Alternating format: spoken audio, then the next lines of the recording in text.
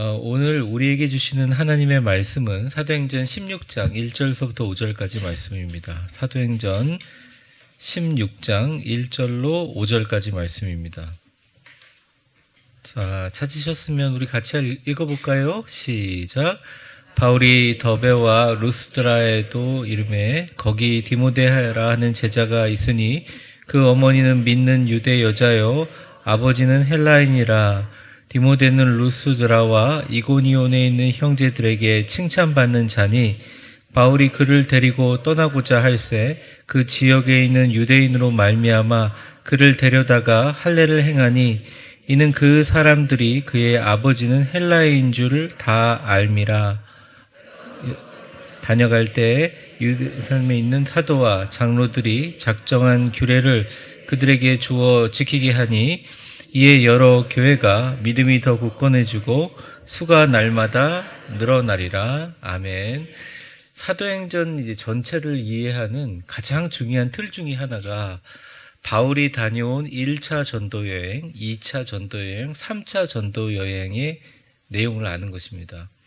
우리가 지금까지 1차 전도 여행을 갔다 왔고 1차 전도 여행 갔다 온 다음에 예루살렘 공회를 통해서 다시 한번 2차 전도여행을 가게 돼서 저번에 제가 말씀드렸지만 2차 전도여행에 원래 1차 전도여행 때 동행하기로 했던 마가 요한이 중간에 탈락을 했잖아요. 근데 바울은 그런 사람 데려갈 수 없다라고 얘기했고 바나바는 데려가자 이래서 어떻게 됐습니까? 분리돼서 나갔잖아요. 그렇게 해서 2차 전도여행이 시작되고 2차 전도여행을 마치고 와서 돌아와서 다시 3차 전도여행을 떠나고 바울이 거기서 순교를 하게 됩니다.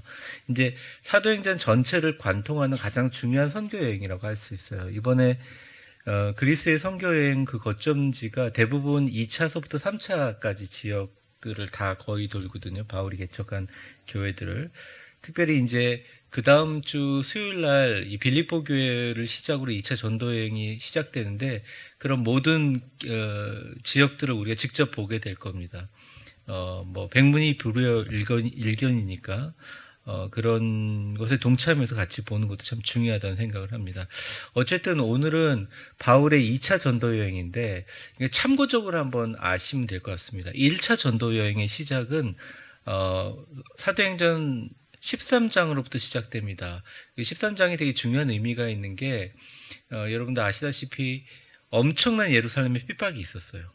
그래서 핍박으로 인해서 물론 고통을 당했지만 예수님을 믿고자 하는 유대인들, 정말 예수님을 믿고자 하는 그 가슴에 성교의 불이 불타는 사람들을 다 해외 제체로 쫓아내버린 거죠. 그러니까 그 사람들이 나가서 복음을 전하면서 15장 35절까지 복음을 전하고 돌아오는, 보고하는 일이 있고, 15장 36절서부터 이제 오늘 본문을 통해서 쭉 18장 22장 2절까지, 2차 전도여행이 납니다. 되게 많은 기적과 역사가 일어나고, 3차 전도여행은 이제 18장 23절서부터 21장 16절인데 거의 이제 사도행전 전체를 관통하는 그런 내용이라고 할 수 있습니다.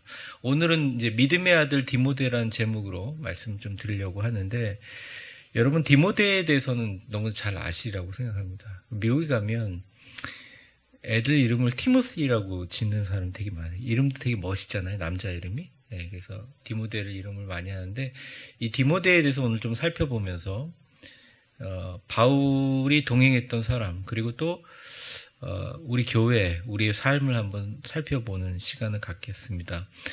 2차 전도여행 시 원래 바울이 후계자로 사물했던 마가 요한이 1차 전도여행 때 부잣집 막내 아들이라고 제가 농담 삼아 그랬잖아요. 못 버티고 나왔고 물론 그 마가가 끝까지 바울을 나중에 도와줬어요. 화해도 하고 그랬지만 후계자로서 마음을 딱 접어버린 거예요. 근데 바울이 2차 전도 여행 시 16장이 딱 들어가면서 되게 중요한 사람을 만납니다. 1절을 한번 보겠습니다.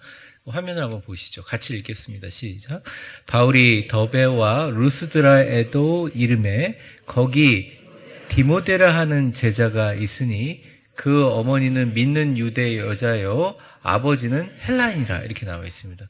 그러니까 뭐 좋은 특성이 다 있는데 걷다 대고 이제 어머님은 유대 사람이고 아버님은 헬라인이다라고 딱 명시해서 밝혀요. 이게 왜 중요하냐면 어, 지금 우리나라나 지금은 다민족이고, 우리나라 사람들은 혼연이라고 하거든요. 하프 블러드라는 얘기를 하는데, 그게 지금 이제 전 세계적으로 아이들이 혼혈로 태어난 것들에 대해서 오히려 더 좋게 생각하고 잘생기고 머리 똑똑하고 뛰어나다고 생각하지, 그 옛날 방식이거든요. 근데 옛날에는 아버지가 헬라 사람이고 엄마가 유대인이다. 그럼 굉장히 큰 어떻게 보면 약점을 갖고 있는 사람인 겁니다. 근데 바울 입장으로 볼 때는 어릴 적부터 헬라어와 히브리어를 명확하게 엄마와 아빠로부터 배웠기 때문에 우리 굉장히 똑똑한 사람이죠. 사실은 바울이 2차 전도여행 때 동행할 때 신라도 그런 사람이라고 제가 말씀드렸잖아요.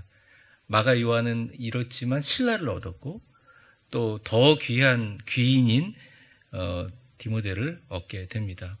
1절에 보면 이제 제자라고 표현합니다. 디모데라 하는 제자가 있으니, 이 제자라는 말이 왜 그러냐면 요즘처럼 교회 다니는 사람은 교인 이런 의미보다 제자라는 말이 더 흔했던 이유가, 그 당시에는 공식적인 교회당에서 예배를 드리는 것보다 가정에서 흩어져서 지하교회처럼 예배를 드리고 또 예수님을 믿는 것이 절대 유리한 상황이 아니었기 때문에 제자라는 말은 말 그대로 예수님께 목숨을 건 사람들이라는 거죠.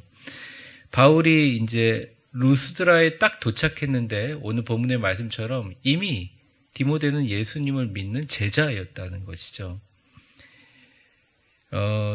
좀 복기를 해보면 우리가 이전에 같이 설교를 나눴지만 사도행전 14장 6절에 보면 바울이 루스드라에 5년 전에 방문한 적이 있어요. 5년 후에 지금 2차 전도여행을 방문하죠. 그때 무슨 일이 있었냐? 좀 복기를 해드리면 루스드라에 도착했는데 못 걷는 사람이 있었어요.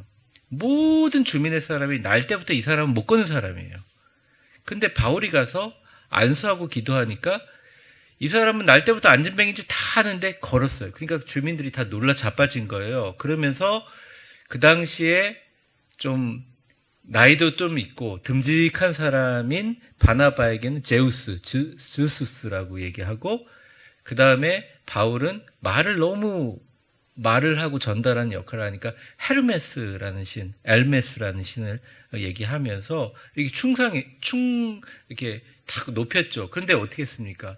아니, 하나님의 이름을 높임받아야지 내가 어떻게 높임받을 수 있냐 그러면 엄청나게 거절했죠. 그러니까 그 추장들이나 거기 있는 마을 사람들이랑 멍한 거예요. 부족들이. 근데 이때다.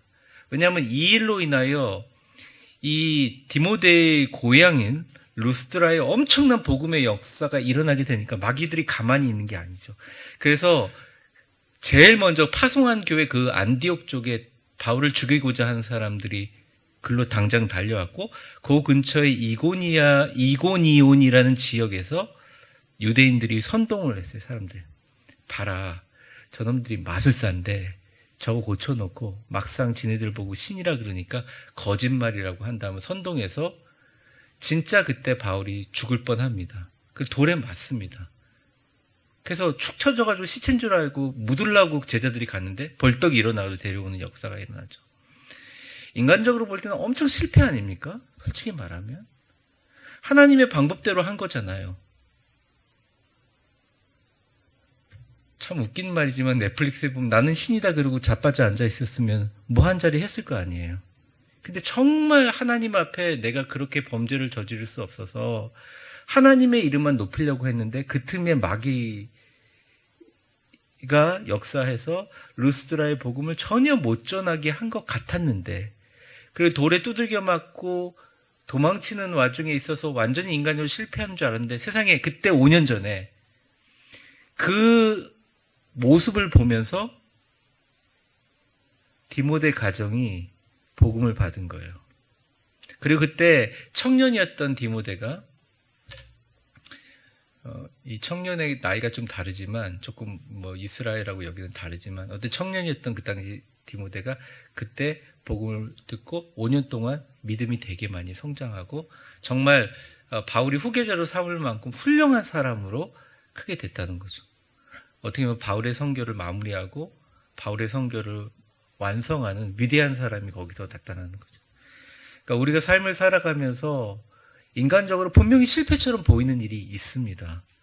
내가 하나님의 편에 서고 하나님 뜻대로 행하려고 했는데 나에게 주어진 것은 뭐 예를 들어 이제 뭐 인맥이 줄었다. 그러니까 쉽게 그냥 예를 들면 이런 겁니다. 내가 물질적으로 별로 이득을 얻지 못했다. 내가 세상적으로 큰 성공을 하지 못했다. 이렇게 생각을 하고 이게 실패라고 생각할 수 있잖아요. 또 우리 한국교회가 코로나 때 전면 세계 선교가 사실 멈췄죠.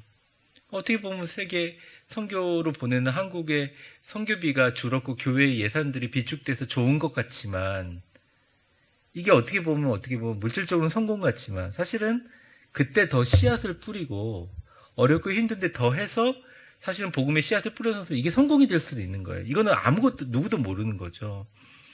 사랑하는 위대한 교회 성도 여러분, 그때 바울의 전도를 믿고 훌륭한 크리스찬이 되어 있었던 디모데는 어떤 모습을 보면서 예수를 받았을까요?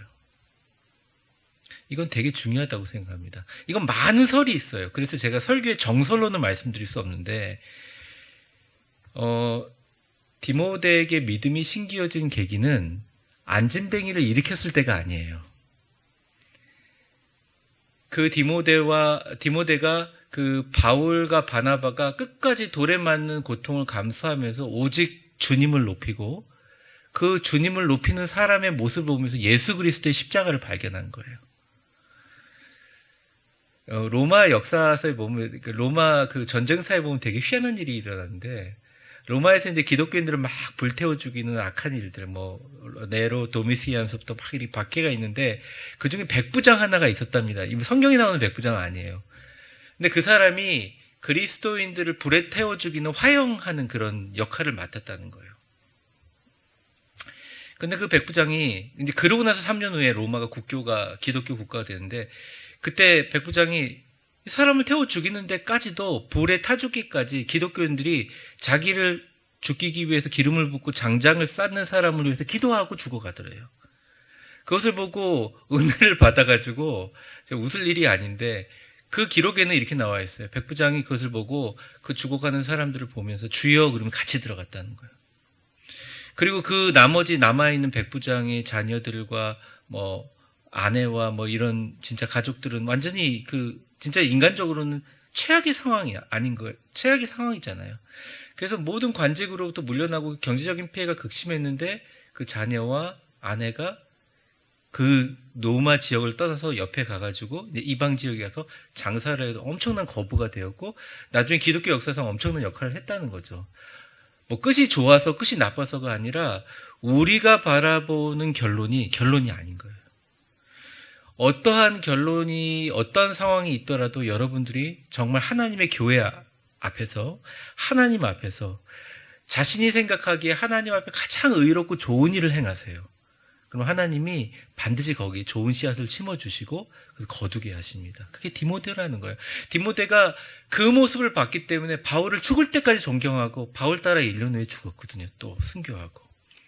하나님의 이런 역사는 정말 대단한 거죠. 제가 치앙라이 선교사님을 추천해달라고 할 때 정말 많은 분들이 저희 목사님들이 추천했어요. 이 목사님 도와주셔야 되고 이 목사님 좋다고 막 이러는데 제가 결정적으로 저한테 전화를 주셨던 우리 한국에서 담임하신 목사님, 이 목사님 너무 좋습니다 이러는 거예요. 방금 갔다 왔는데 그리고 영락교회나 지금 세문안교회가 7월 달에 그 선교가 딱 계획돼 있는데 마침 거기서 이게 스케줄이 안 돼서 비어 있는데 정말 좋으신 분이고 청년들을 위해서 정말 활동하고 좋은 경험을 할 수 있게 이 프로그램이 완벽하다는 거죠. 그래서 그냥 제가 당장 전화를 했어요. 카톡 전화로. 근데 이제 통화를 하면서 그러면서 이제 얘기를 좀 하다가 그 다음날 통화를 하는데 그 선교사님이 목사님, 정진우 목사님이 네 그랬더니 목사님 23년 전에 기억나세요? 그래서 제가 뭐가 기억납니까? 제 옆에 같이 사역하는 동료 목사님이 계신데 23년 전에 목사님 밑에서 군목을 했던 그러니까 군대 목사님이 계시면 그 밑에 이렇게 전도사님처럼 도와주는 목사님 했던 분이 동료 선교사입니다 이런 거예요. 그래서 제가 인사를 하고 싶었는데 인사를 자기가 부끄러워서 못 하겠다고 치앙라이 가서 만나기로 했거든요.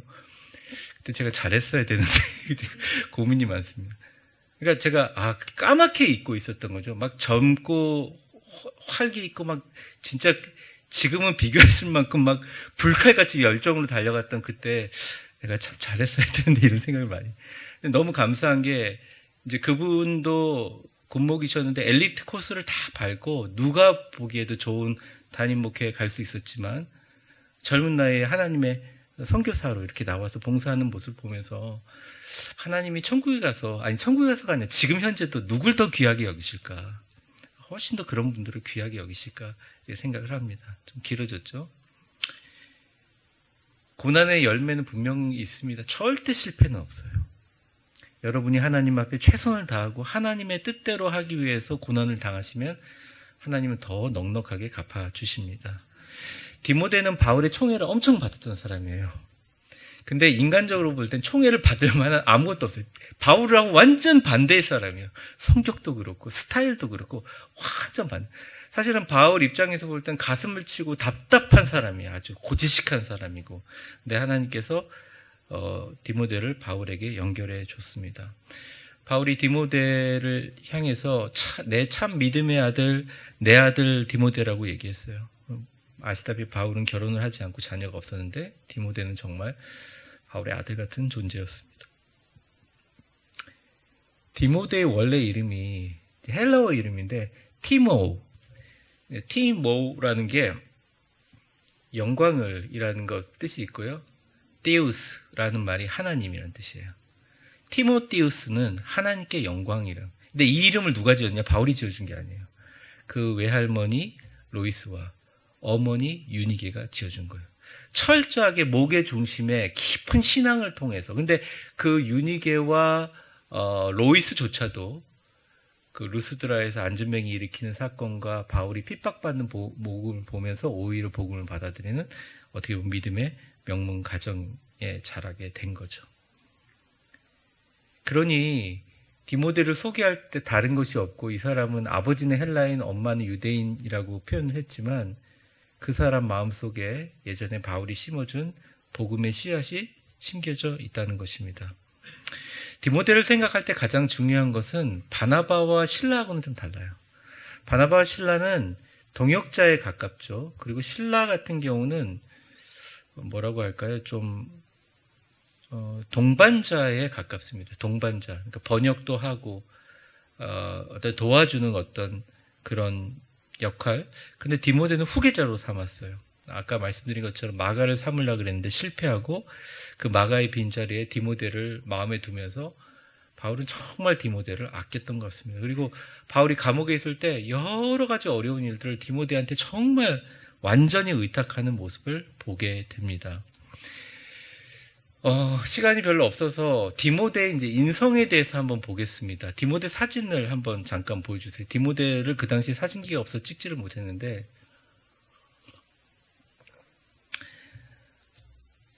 디모데 실제 얼굴인가 잘 모르겠습니다. 근데 카톨릭에서 이야기하는 세인트 디모디우스예요. 그러니까 이게 디모데거든요. 그리고 밑에 보면 뭐라고 되어 있어요? Pray for us라고 되어 있죠. 이상하게 그 사진 밑에는 그 사람의 모든 이 초상화 밑에는 우리를 위해서 기도해 주세요 이런 게 있어요. 그러니까 그분의 어떤 성품이나 스타일을 잘 보이고 있습니다. 자, 일단 얼굴을 보십시오. 대범하게 생기셨나요? 수염만 좀 길렀지. 좀 이렇게 고지식하고 소심해 보이지 않으세요? 그리고 이제 전체 사진이 아니라 잘렸는데 밑에 보면 빨간색 성경책을 이렇게 들고 있어요. 디모데가 정말 성경 해석에 박식했다 그래. 아볼로만큼 박식했대. 그런데 성경을 열심히 읽는 걸 좋아하고 가르치는 것보다 성경을 너무 사랑했던 그런 사람입니다. 일단 첫 번째, 되게 감성적인 사람이었어요. 눈물이 많았던 모양이에요. 디모데 후서 1장 4절을 한번 보겠습니다. 이 얼굴을 잘 기억하세요. 같이 읽어보겠습니다. 시작. 내 눈물을 생각하여 너 보기를 원함은 내 기쁨이 가득하게 하려 함이니. 이렇게 나옵니다. 네 눈물을 이게 디모데 후서는 디모데를 바라보면서 유서 아니에요, 사실. 이 편지 받고 6개월 만에 왔고 겨울에 왔고 그 다음에 그 후에 디모데도 승표했는데 네 눈물을 생각해서도 너를 보고 싶다 이거예요. 그 당시 영상통화는 안 됐지만 바울은 이미 알고 있어요. 디모데를 겪어봤기 때문에. 나보고 싶어서 찔찔 울고 있지 그런 거예요. 그러니까 좀 속되게 말하면. 정말 믿음의 아버지 바울을 보고 싶어서 감옥에 갇히고 언제 살해당하고 순교당할지 모르는 바울을 생각하면서 눈물을 줄줄 흘렸던, 그리고 내가 너 얼굴을 보면 네가 그렇게 나를 생각하면서 눈물을 흘렸지만 기쁨에 가득할 것이다 라고 유서를 쓰고 있어요. 그만큼 디모데는 대단히 감성적인 사람입니다. 믿음의 아버지 바울을 보고 싶어서 울 정도의 감성적인 사람입니다. 요즘 시대에 감성적인 목회자 싫어합니다. 약하다 생각해요. 디모데는 어떻게 보면 이런 약점을 많이 갖고 있는 사람이죠. 목회를 하다 보면 감정적으로 흔들릴 때가 있잖아요. 근데 그 감정을 숨기지 않고 울면서 표현하고 정말 여린 사람이에요. 그 사진 찍어놓은 건 아니지만 그림에 그렇게 나와 있고 실제로는 그렇게 나와 있어요. 두 번째, 의지가 약하고 연약한 사람입니다. 디모데전서 4장 12절에 보시면 제가 한번 읽어볼게요. 누구든지 내 연소함을 업신여기지 못하게 하고 오직 말과 행실과 사랑과 믿음과 정절에 있어서 믿는 자의 본이 되어, 이렇게 나와 있습니다. 말은 되게 은혜스럽게 써놨잖아요. 그럼 그 속마음을 잘 모르잖아요. 근데 이제 디모데가 사역했던 고린도 교회, 에베소 교회, 빌립보 교회 여러 교회들이 있었는데 디모데의 나이가 물론 연소하긴 했어요. 성서학자들 추정으로는 만 26세에서 만 28세로 생각됩니다. 요즘으로 말하면 전도사님 정도, 그리고 만 30세에 목사 안수를 받으니까 대부분 그 정도 생각을 하는데, 그 당시 랍비들이 이렇게 완전히 휘어잡고 있는 종교사회, 또 랍비들 중심으로 되는 공회가 있는 유대사회에서는 만 28살짜리, 30살짜리는 그렇게 힘이 없었어요. 사실은 예수님도 만 33살에 돌아가신 걸로 나와 있지만, 정말 그 종교 지도자들이 볼 때는 그냥 우리 속된 말로 머리에 피도 안 마른 사람인 거죠, 진짜로. 근데 이제 좀 대범한 사람은 나이가 어려도 합시다 그러고 밀어붙이고 막 이렇게 카리스마도 발휘하는데 디모데는 이게 잘 안 됐던 모양이에요. 보니까 바울이 속 터지는 거예요. 바울도 그렇게 나이가 많지 않았는데, 어휴, 야, 너 좀 업신여기지 좀 못하게 해라, 이런 말이에요. 사실은 되게 거룩한 편지 같지만 사실 그런 거예요. 업신여기지 못하게 하려면 좀 어떻게 됩니까? 좀 어느 정도 카리스마 있어야 돼요. 그러니까 그게 너무 답답한 거죠. 네가 할 수 있는 게 없으니까 그냥 말이나 행실이나 특별히 믿음의 정절에 대해서 믿는 자에게 본이 되면서 카리스마를 가져라, 이렇게 얘기를 합니다. 근데 죽는 순간까지 디모데는 좀 소심한 사람이지 않았나 생각합니다. 세 번째, 겁이 되게 많은 사람이었어요. 디모데 고린도전서 16장 10절에 보면 이렇게 나와 있습니다. 이 고린도 교인한테 표현한 말인데 빨간 글씨만 같이 읽어보겠습니다. 시작. 디모데가 이르거늘 너희는 조심하라.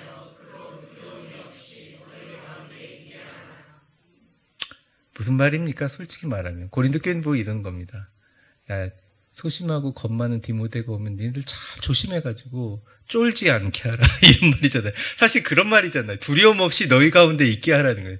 하나님의 일을 정말 잘하는 사람인데 이게 사람들이 너무 강하고 억세고 이러면 위축되는 그런 사람이었다는 거죠. 고린도 교회가 문제가 생기고 분쟁이 생겼을 때 바울은 가장 믿을 수 있는 사람으로 디모데를 보냈거든요. 근데 바울이 고린도 전서를 쓰면서 부탁하는 거예요. 디모데 도착하면 말 좀 잘 들어주세요. 두려움 없이 좀 제발 오래 머물게 있게 해주세요. 이러는 거죠. 바울이 왜 후계자로 했을까요? 여러분 이해가 되세요? 네 번째는 이제 제일 이게 문제인데 몸이 약한 겁니다. 이게 소심하고 사람들에게 표현하지 못하고 속으로 많이 품는 사람들이 걸리는 대부분의 질환이 소화불량이에요. 소화가 안 되는 거죠. 그래서 소화불량으로 고통당했습니다. 그래서 디모데전서 5장 23절에 이제 건강상의 조언을 해요. 같이 읽겠습니다. 시작. 이제부터 물만 마시지 말고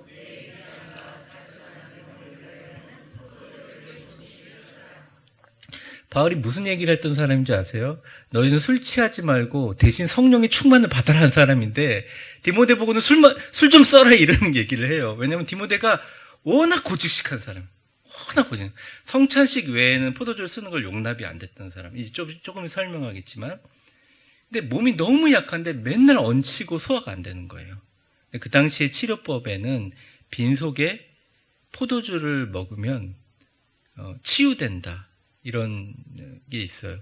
실제 되는지는 제가 죄송하지만 시간이 없어서 조사를 못 해왔습니다. 여러분 그렇다고 빈속에 오늘 집에 가서 소화 안 된다고 막 포도주 갖다 들이붓지 마세요. 이건 디모데에게 해당되는 얘기입니다. 과학적인 근거가 있는지 모르지만 그런데 위장에 나는 병을 위해서 자주 나는 병을 위해서 포도주를 조금 쓰라. 감성적이죠. 의지가 약하고 연약하죠. 겁이 좀 많죠. 몸조차 약해요. 근데 이 디모데의 장점이 하나 있다는 겁니다. 모태신앙적인 사람이라는 거죠. 부모님께 순종하고 부모님의 믿음을 잘 받아들이는. 먼저 디모데후서 1장 5절을 보겠습니다. 같이 읽겠습니다. 시작. 이는 내 속에 거짓이 없는 믿음이 있음을 생각함이라. 이 믿음은 먼저 내 외조모 로이스와 내 어머니 유니게 속에 있더니 내 속에도 있는 줄을 확인해요. 네. 바울이 딱 반한 거예요. 로이스와 유닉에 딱 보니까 말할 것도 없다는 거예요. 저런 할머니와 저런 어머니 밑에서 자란 사람이 확실히 보장된다는. 근데 바울의 그 관점이 맞았어요. 가족 환경을 보고 믿음의 환경을 본 거죠. 여러분 기도하시면서 우리 아들, 우리 자녀들 써주세요. 기도하시잖아요. 그리고 하나님께서 쓰시리라고 믿습니다. 놀랍게 사용하실 거예요. 근데 인간적으로 보는 하나님의 관점으로 보든 아이들의 가지고 있는 감성과 그런 하나님의 능력과 쓰임 받는 거는 부모님의 기도가 80% 이상이라고 저는 생각해요. 지금도 저는 확신합니다. 그래서 아이들이 기도해도 변화되지 않더라도 우리 부모님들은 주님을 향하여 아이들의 신앙의 최고 수준을 놓고 기도하셔야 돼요. 하나님께서 반드시 그거는 나중에 다 좋게 역사하십니다. 그거는 전혀 한 번도 예외가 없어요. 여러분의 기도는 너무너무 중요하죠. 그 다음에 디모데후서 3장 15절에 보면 이제 디모데를 얘기합니다. 이거 아까 성경을 이렇게 빨간 성경 들고 있는데 또 어려서부터 성경을 알았는데 여기 보면 성경은 능히 너로 하여금 그리스도 예수 안에 있는 믿음으로 말미암아 구원에 이르는 지혜가 있게 하려 하느니라 이렇게 돼 있는데 이 말씀을 많은 사람들이 사용해서 우리가 성경만이 읽어야 된다고 사용하잖아요. 그런데 이걸 다시 바울의 유언의 관점으로 다시 돌아가면 디모데가 다른 건 다 부족했는데 디모데는 성경을 알고 있었는데 그 성경 안에 있는 예수 그리스도로 인한 구원을 얻는 믿음의 능력에 대한 확신을 갖고 있었어요. 그래서 디모데의 영향력은 실로 대단했습니다. 이후에 얘기하겠지만 이렇게 연약하고 수많은 약점을 가지고 있는 사람이지만 엄청난 역사를 일으키고 사실은 바울은 계속 옥중살이 했잖아요. 그리고 다른 사람 옥바라지. 뒤에 있는 모든 교회들을 세우고 든든하게 해준 것들은 디모데의 거의 역할이라고 할 수 있습니다. 디모데가 후계자로 되어졌던 이러한 가정 배경과 더불어 오늘 2절에 보면 이유가 하나 나와 있습니다. 2절 같이 읽겠습니다. 시작. 디모데는 루스드라와 이고니온에 있는 형제들에게 칭찬받는 자니. 네. 루스드라는 아까 말했던 디모데의 고향이고요. 이고니온은 기억나세요? 유대인들이 안디옥과 이고니온에서 폭도를 데리고 왔죠. 제가 얘기했잖아요. 루스드라와 이고니온은 되게 가까운 거리에 있다. 근데 그 말인 즉슨 뭐냐면 디모데가 이렇게 연약하고 여리여리하고 매가리가 없어 보였지만 자기 고향에서 인정받은 사람이라는 거죠. 그러니까 이게 사람이 좋은 사람은요 참 힘들어요. 그 사람은. 근데 주변은 너무 좋아해 그 사람을. 근데 디모데가 그런 사람이었던 것 같아요. 정말 자기 고향에서 사람이 칭찬받기가 얼마나 어려워요. 루스드라에서 인정받았어요. 근데 문제는 바울을 죽이겠다고 돌 들고 찾아왔던 바로 옆에 폭도가 있었던 이고니온에서도 어떻게 해요? 칭찬을 받고 인정받았던 사람이에요. 하여간 너무너무 성품이 좋고 철저하게 종의 성심을 갖고 섬김의 자세가 분명한 사람. 겸손과 순종으로 누가 봐도 아무리 뭐라고 하다고 막 이 사람 힘들다 그래도 딱 나중에 불러서 디모데한테 한번 물어보자. 이런 사람인 거예요. 어디서 문제가 생기고 막 이쪽 편 저쪽 편 하는데 막 사람들이 다 그러다가 야, 말없이 우리 교회 예배 마칠 때까지 저녁까지 화장실 철수하고 있는 저 디모데라는 사람한테 한번 물어보자. 이렇게 된 거예요. 그러니까 디모데는 그만큼 신망이 높아서 바울의 마음에 딱 든 거죠. 아, 이 사람이야말로 약해 보이지만 하나님의 나라를 굳건하게 할 수 있는 사람이다. 그래서 그 당시 있는 주변의 크리스찬과 바울이 아주 힘든 결정을 합니다. 그게 오늘 본문의 3절입니다. 3절 보여주세요.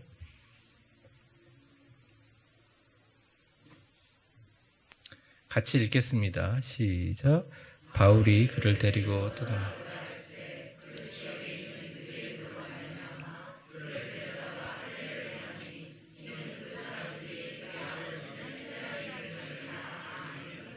네, 간단한 얘기 같지만 디도서가 있잖아요. 디도라는 유명한 사역자가 있었고 바울이 정말 신뢰하는 사람이었는데 끝까지 디도는 할례를 안 줬습니다. 왜? 바울이 자기가 갖고 있는 그 믿음의 관점에 어긋나는 거예요. 자기 원칙에. 오히려 할례를 주라 그러면 말도 안 되는 소리다 이렇게 막아야 되는 거죠. 그리고 실라나 디도는 본질적으로 헬라 사람이에요. 근데 디모데를 딱 사용하려고 보니까 디모데는 아버지가 헬라 사람이에요. 엄마는 유대 사람이에요. 근데 유대 사람들의 관점에서는 아버지가 어느 나라 사람인가 아무 중요하지 않아요. 자기의 몸과 피와 살을 섞어서 아기를 낳는 그 어머니의 몸이 유대 사람을 쳐줘요. 근데 인정은 못 받죠. 할례를 받기 전까지. 그래서 바울에겐 큰 결심이고 그 주변의 크리스찬들 그리고 헬라파, 크리스찬, 유대파 싸우고 있는 와중에서도 디모데라는 인물을 하나 건지기 위해서 디모데에게 할례를 줍니다. 나이가 들어서. 그만큼 아꼈다는 거죠. 4절을 한번 보겠습니다. 그렇게 디모데를 딱 썼더니 이제 효과가 나타나기 시작하고 역사가 일어나죠. 4절. 같이 읽겠습니다. 시작. 여러 성으로 다녀갈 때 예루살렘에 있는 사도와 장로들이 작정한 규례를 그들에게 주어 지키게 하니. 자, 이 주체가 바울이기도 하는데 예루살렘에 있는 사도와 장로들이 작정한 규례 기억나세요? 공유회 때 결정된 거? 피 흘린 산채 먹는 것, 목매달아 죽인 것, 음행 이거는 절대 못하게 하지만 나머지 기독교 그런 거는 받아들인다라고 하는 걸 전달해가지고 역사를 하는데 디모데라는 사람과 같이 조인하기 시작하면서 하나님께서 역사를 일으켜 주시고 5절에 이에 여러 교회가 믿음이 더 굳건해지고 수가 날마다 늘어가니라 이렇게 오늘 마치고 있어요. 이 디모데의 놀라운 역사죠. 바울은 디모데에게 정말 아낌없이 절대적인 신뢰를 표현합니다. 다음 주에 수요일 예배 우리가 보겠지만 빌립보에서 어떻게 보면 2차 전도여행을 통해서 실질적인 진짜 제대로 된 교회를 하나 세우게 되는데 그 빌립보 교회가 어려웠을 때 디모데를 보내면서 이렇게 얘기를 합니다. 빌립보서 2장 19절에서 22절 같이 읽겠습니다. 시작. 내가 디모데를 속히 너희에게 보내기를 주 안에서 바람은 너희 사정을 알므로 안위를 받게 하려 함이니 이는 뜻을 같이하여 너희 사정을 진실이 생각할 자가 이밖에 내게 없음이라. 네. 21절하고 22절까지 같이 읽을까요? 21절, 22절. 그들이 다 자기 일을 구하고 그리스도 예수의 일을 구하지 아니하되 디모데의 연단을 너희가 안 하니 자식이 아버지에게 함같이 나와 함께 복음을 위하여 수고하느니라. 디모데가 이런 사람이었다는 것을 나타내는데 사실은 디모데에 대한 기록이 많이 없어요. 성서학자들이 추측하는 건 그겁니다. 여러분, 바울을 죽이려고 살해하려고 데리고 왔던 이고니온 사람에게도 인정을 받는다는 것은 그리고 자기가 그 지역의 유명한 크리스찬인데도 불구하고 순교가 밥 먹듯이 시행되는데도 인정을 받는다는 건 진짜 사람들을 공감하면서 자기 몸을 완전히 다 던진 사람이에요. 그러니까 바울이 뭐라고 얘기하냐면 약해 보이지, 소심해 보이지, 찌질이 같이 보이지. 근데 적어도 예수 그리스도 일을 생각할 사람은 이 사람밖에 없다. 그가 당한 연단을 봐라. 반드시 일을 해낼 것이다. 나와 함께 복음을 위해서 수고한 사람이다. 빌립보 교회에 디모데를 보내니까 잘 대하고 그의 말을 들으라 이렇게 얘기합니다. 그것뿐만 아닙니다. 고린도 교회에도 디모데를 보내죠. 아까 얘기한 것처럼 디모데 보내면서 겁주지 마라 이렇게 하잖아요. 고린도전서 4장 17절 같이 한번 읽어보겠습니다. 시작. 이로 말미암아 내가 주 안에서 내 사랑하고 신실한 아들 디모데를 너희에게 보내었으니 그가 너희로 하여금 그리스도 예수 안에서 나의 행사 곧 내가 각처 각 교회에서 가르치는 것을 생각나게 하리라 이렇게 합니다. 되게 중요한 건 뭐냐면 예수 안에서 생각나게 하라. 고린도 교회의 분쟁 가운데 디모데를 보냅니다. 빌립보 교회도 마찬가지고. 디모데를 잘 봐라. 디모데를 보면 예수님을 생각나게 하는 사람이다. 제가 예전에 목사 안수를 받았을 때가 생각나거든요. 강남노예였고 소망교회였었는데 그때 제가 되게 존경하는, 지금도 존경하고 있지만 존경하는, 지금도 장인 목회 활동을 하는 여자 선배 목사님이 저한테 책을 줬어요. 그 책이 뭐냐면 헨리 나우엔의 예수님을 생각나게 하는 사람이었습니다. 지금도 제가 제 서적에 갖고 있어요. 가끔씩 보게 하는데 참 어렵지만 이게 본질인 것 같습니다. 정말 디모데는 바울에게 인정받은 사람이에요. 오늘 마지막 절 우리 디모데후서 2장 2절 같이 보겠습니다. 시작. 또 내가 많은 증인 앞에서 내게 들은 바를 충성된 사람에게 부탁하라. 그들이 또 다른 사람을 가르칠 수 있으니라. 그러니까 우리가 얘기하는 제자 훈련을 디모데에게 맡겨서 그 일들을 실행하게 했다는 것입니다. 디모데 전서와 디모데 후서는 디모데를 향한 목회 서신이기도 하고 바울은 디모데에게 마지막 애정을 담은 이야기를 해요. 제가 이 가슴에 손대고 너 하나님의 사람아 이거 얘기하잖아요. 목사님 그거 어디서 난 구절입니까? 이렇게 하면 여기서 난 구절입니다. 제가 읽어보겠습니다. 오직 너 하나님의 사람아 이것을 피하고 의와 경건과 믿음과 사랑과 인내와 온유를 따르며 믿음의 선한 싸움을 싸우라. 영생을 취하라. 이를 위하여 네가 부르심을 받았고 많은 사람들 앞에 선한 증언을 했는데, 이게 할례 받으면서 하나님의 사역자로 될 때 증언한 거죠. 제가 말씀을 좀 맺으려고 해요. 디모데가 흔들릴 때가 많았죠. 어려울 때가 많았죠. 그런데 디모데에게 바울이 죽어가면서 그 얘기를 한 겁니다. 네가 사람이 임명해서 사람이 세운 사람이라고 하면 너무 약할 수밖에 없다. 너무 넘어질 수밖에 없다. 근데 너는 하나님이 세운 사람이다. 저희 교회 직분자들도 그런 생각을 했으면 좋겠습니다.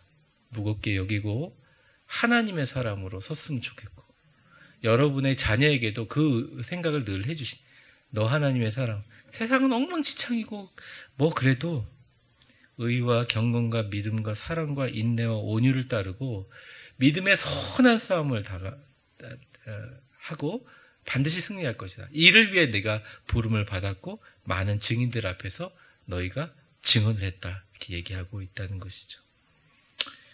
바울의 사역에 이 영어로 behind man이라고 하죠. 뒤에서 돕는 사람. 디모데가 없으면 절대 이루지 못했습니다. 바울의 선교를 마무리하고 완성한 사람.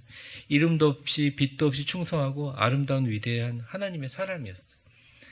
그림 하나만 볼게요. 디모데 순교 장면입니다. 물론 사진을 찍어서 두지는 못했는데 길거리에서 복음을 전한 거예요. 성 디모데에 대한 얘기인데 뭡니까? 뭐 들고 있어요? 막대기 같은 거 들고 있죠. 길거리에서 복음을 전하다가 폭도들에서 맞아 죽습니다. 그게 말 그대로 객사한 거죠, 디모데는. 근데 이 디모데가 바울이 겨울에 감옥에서 죽을까봐 겉옷하고 바울이 즐겨 읽는 성경 들고 찾아가서 바울하고 무슨 얘기를 나눴을까? 그리고 딱 겨울 지나고 봄에 목 잘려서 죽잖아요. 바울 아마 순교 기념교회도 이번에 가게 될 텐데, 그러고 나서 몇 개월 지나지 않아 이제 디모데가 에베소 교회에서 더 이전에 소심한 마음을 버리고 진짜 복음을 강력하게 바울의 스타일로 전한 거죠. 강하게 하면 뭐가 많이 일어나요? 저거 가만뒀다가 복음 또 되겠다 그러면서 이제 그런 일이 있는데 빌미를 잡아서 길거리에서 저렇게 순교하게 됩니다. 근데 그 피가 헛된 게 아니죠. 바울의 선교를 마무리하고, 그러니까 바울과 디모데가 이렇게 1년 간격으로 위대한 두 사람이 하나님 곁으로 가요. 그리고 지금 현재 얘기하는 유럽 전역의 어떤 기독교의 중심의 형성을 그 둘이가 형성하게 됩니다. 사랑하는 성도 여러분, 오늘 우리 디모데에서 다뤘는데 오늘 이 디모데를 다룬 말씀을 통해서 저는 이 생각을 합니다. 우리 인생에도 디모데 같은 귀한 귀인들을 만나는 축복이 있었으면 좋겠습니다. 그 기도는 꾸준히 해야 돼요. 특별히 여러분들보다 여러분 후대 사람들을 위해서 기도해야 되는 거죠. 사람 만나는 게 다예요. 제가 보니까. 성경도 마찬가지입니다. 우리가 예수를 만난다는 걸 삶이 변한 것처럼, 인생이 변하고 우주가 변하는 것처럼, 그리고 저희 교회도 디모데처럼 복되고 순전한 사람들이 많아지게 해달라고 여러분들 생각하셨으면 좋겠습니다. 그리고 제가 위대한 교회가 이제 어떻게 보면 코로나 지나서 2차 선교 여행을 시작하는 거라고 생각해요. 저는 개인적으로 그렇게 생각해요. 1차 이후에 엄청난 실패를 경험한 거거든요. 다 어렵고 전염병과 같은 창궐함으로 인해서 사실 쫓겨난 거죠. 2차 전도 시작할 때 그렇게 바울을 잘 따르던 사람들하고 완전히 갈라지고 시작을 했지만 결국 바울 옆에 실라가 있었고 바울 옆에 디모데가 있었고 훌륭한 하나님의 팀을 만들어 주셨잖아요. 우리 위대한 교회도 그렇게 하나님 앞에 섰으면 좋겠다 생각합니다. 이 시간 우리 같이 기도하는 시간 갖겠습니다. 축복합니다. 이제는 우리 주 예수 그리스도의 은혜와 역사의 주관자가 되신 하나님 아버지의 크신 사랑과 성령의 충만하심과 교통하심이 오늘 말씀처럼 우리 인생에도 디모데 같은 귀한 귀인들을 연이어 만날 수 있는 축복을 허락하여 주시고 우리도 바울의 밑거름이 되고 선교를 마무리하고 완성하고 충성하고 아름다운 디모데처럼 주님의 몸된 교회 아름답고 복되게 섬기게 하여 주시고 우리 위대한 교회도 새로운 바울의 제2차 전도여행 팀처럼 우리 모두 화합하여 하나님의 영광을 위해서 나아가기로 다짐하는 사랑하는 우리 위대한 교회 모든 성도님들의 앞으로 발걸음 위에 주님 늘 함께 하시고 역사하실 것을 기대하며 그 모든 축복과 은혜를 마음속에 아멘으로 달려가는 한 분 한 분 가슴과 그 마음 위에 이제와 영원히 함께 계실 것을 간절히 축원하옵나이다. 아멘.